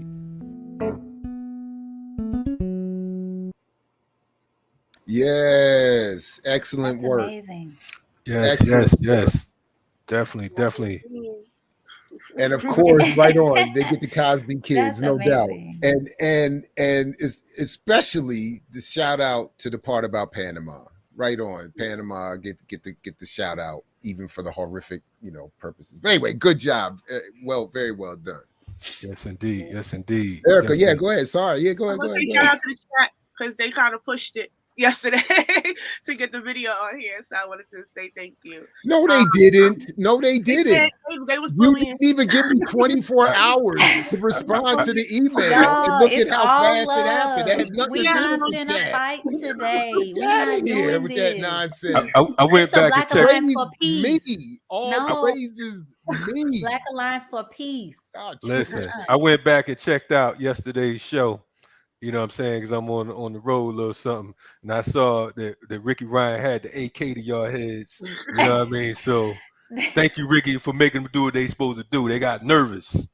You know what I mean? Yeah, you did harass me and it was unnecessary. That's what I'm saying. That's what I'm saying. Give me some credit. Y'all need to get your respect up. Step up. This is ridiculous. Anyway. Not, The people said the revolution can't wait. Okay, that's what the people said. The revolution can't wait. I mean, now So I that want was to reiterate, there is a march today, and then we have members that are going to be on the People's Summit. I know that's the larger summit, that larger counter summit that's happening over the weekend. I mean, the tail end of the week. But then also, I did want to highlight this. These are some cards that we'll be receiving if you go to the summit, because we'll be tabling. But this is accumulation of the entire year of the team. So this is 42 pages of work. That includes press releases, interviews that we've done, even on Black Power Media, articles that we've written, webinars that we've held. So it's intense. But we worked very hard on it. So any questions that you have about the Americas and BAP's work around it or analysis around it, you can find that this syllabus is also on the blackallianceforpeace.com. If you go to the Haiti's resource page and scroll down, you can find the syllabus as well. Yeah, Austin, I don't know if you wanted to add. No, just definitely check that out. We got a bunch of the, like Erica said, a bunch of the videos, a bunch of the statements as well on there. And there's a nice little, it's 42 pages, but there's a nice little table of contents. You can get exactly what you need. You don't need to read through all 42 pages all at once. But definitely check that out. And yeah, support the People's Summit and all the work going on, kind of counter the Summit of the Americas this week. And how can we get, I mean, is that on the site or what, as far as the card that you all just showed? Yeah, it's on blackallianceforpeace.com.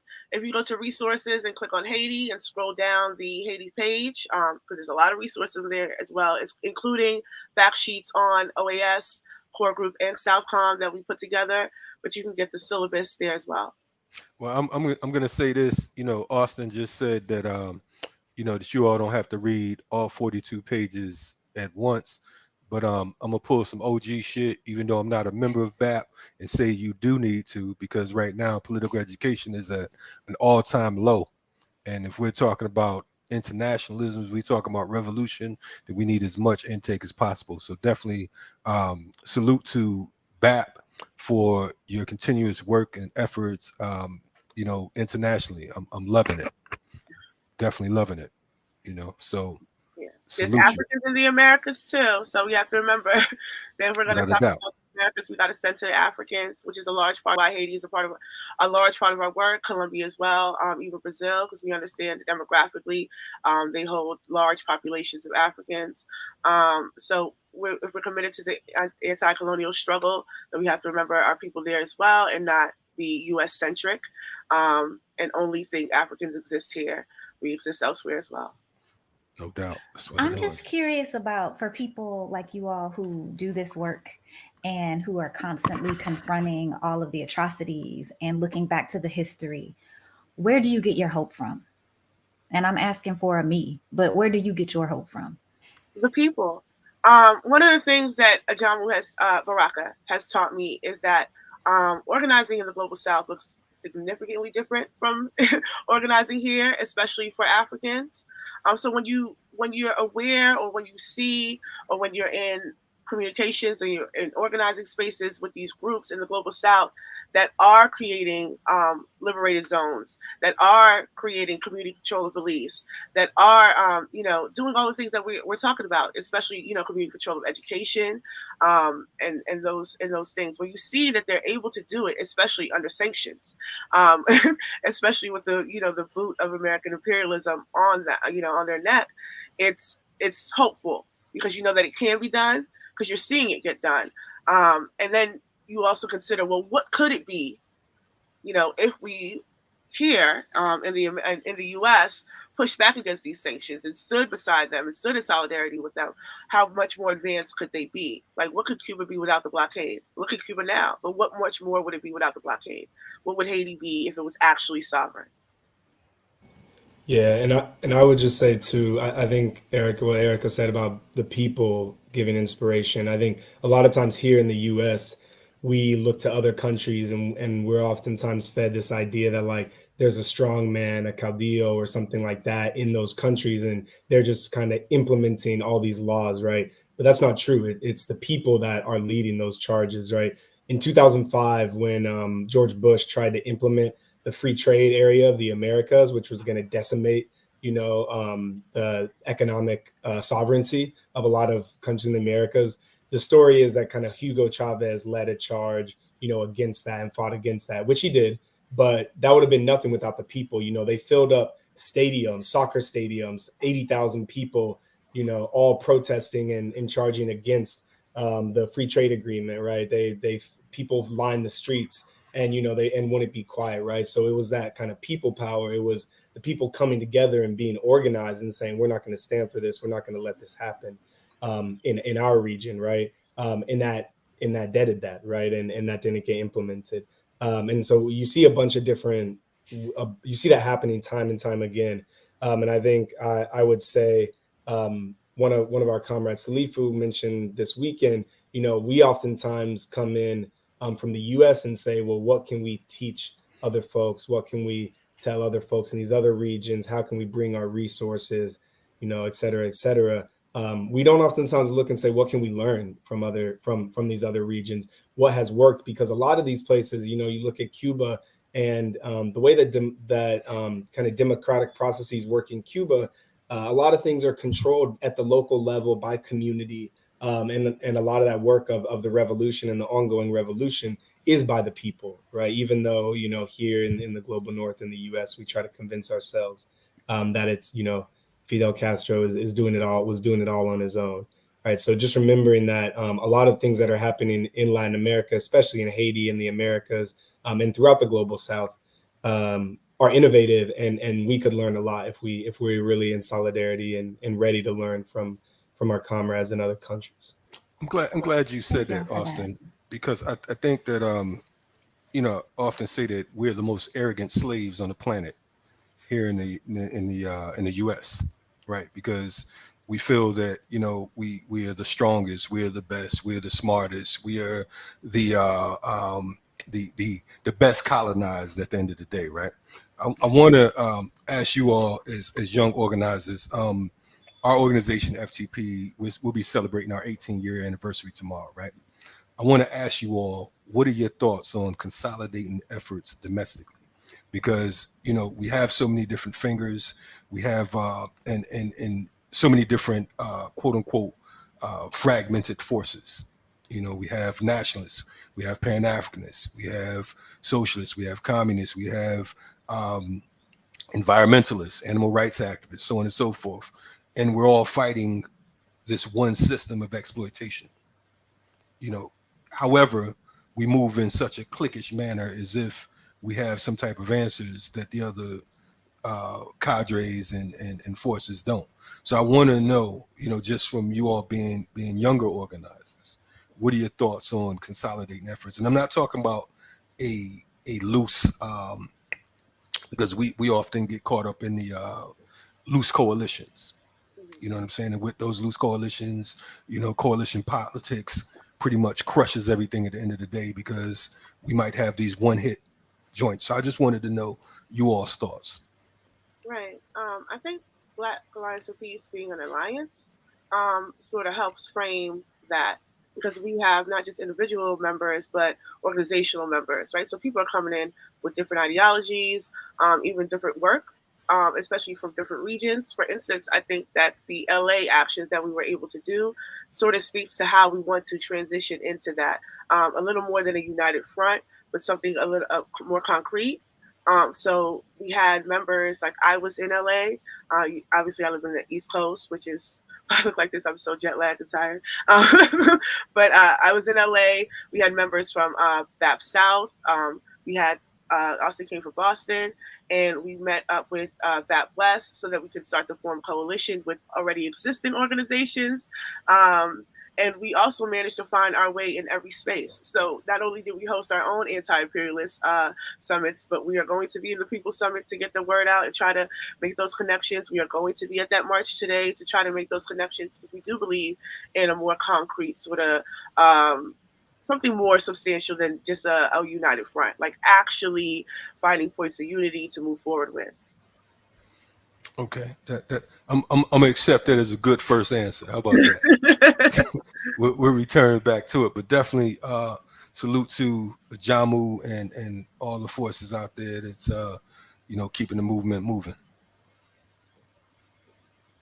Yeah, no doubt. Thank you both very much for coming through this morning, sharing the work. Of course, we look forward to more and hearing from more. And just real quick, last on the way out, there's more coming and something else dropping, and remind me of exactly what's happening, or am I confused? No, just today is the March, and Thursday and Friday we will have BAT members on panels with the People Summit, which is the largest summit. Yeah, and that's it. And the video from that will also be on the BAP channel. Yes, it's already up. So you can go to Black Alliance for Peace YouTube page, and you can find it there. All right, right on. All right, Austin, Erica, thank you very much for joining us this morning. Appreciate you. Yeah, thank y'all. No compromise, no retreat. No doubt. Period. No doubt. No retreat, no surrender.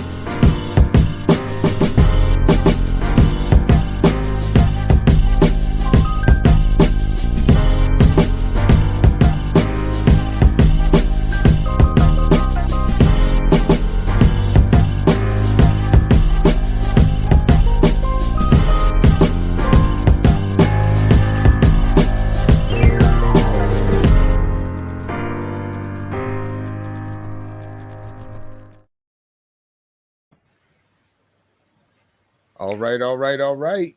Yes, y'all. What's happening, Erica? Haven't seen you in 100 summers. I know. I ain't seen you since the last time. That's a good time to see me the last time. Anyway, definitely, man. Shout out to you all holding it down. Keeping it popping. Dr. Ball in the building. Yes, indeed. You know what I mean? Yes, indeed.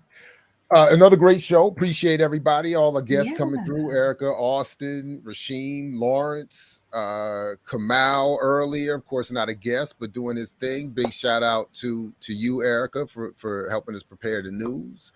And Ear Doctor for all of that as well. And Kalanji jumping on. And of course, big shout out to the chat, to the remixers.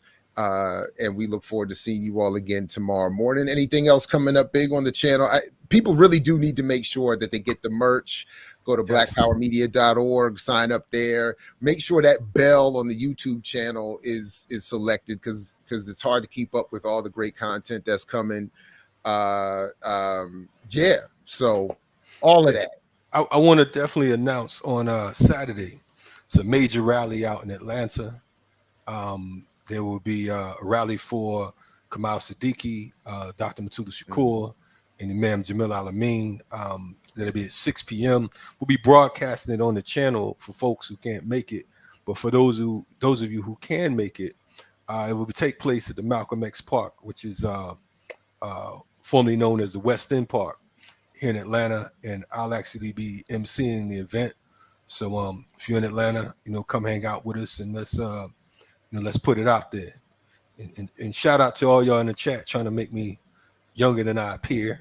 No, I didn't cut my locks. We all good. Thank you. But anyway. He's flattered. Y'all see how he's flattered? I am. Why not? Can I just say one thing about Kamal? So y'all started the show talking about how you use your children to get out of stuff, and then all of a sudden he had to leave for family issues. Now I'm just saying it looks a little bit suspicious to me. I don't know. Whoa. So hey, I'm not even gonna touch that because Erica said it.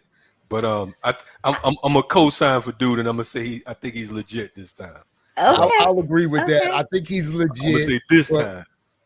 This time, right? Yeah. Like we said, sometimes it's legit. Yeah.